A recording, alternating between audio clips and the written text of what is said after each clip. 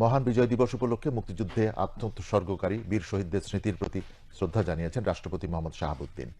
সকালে সাভারে জাতীয় স্মৃতিসৌধে পুষ্পস্তবক অর্পণ করে রাষ্ট্রপতি জাতির শ্রেষ্ঠ সন্তানদের প্রতি শ্রদ্ধা নিবেদন করেন।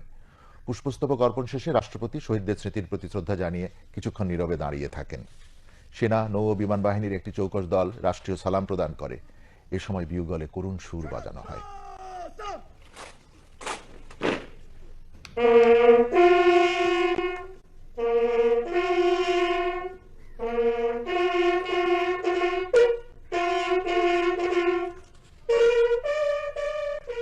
উপদেষ্টা পরিষদের সদস্য, মন্ত্রিপরিষদ সচিব, তিন বাহিনীর প্রধানগণ, যুদ্ধাহত মুক্তিযোদ্ধা, শহীদ পরিবারের সদস্য, কূটনৈতিক এবং রাজনৈতিক নেতৃবৃন্দ সহ পদস্থ সামরিক ও বেসামরিক কর্মকর্তাগণ উপস্থিত ছিলেন।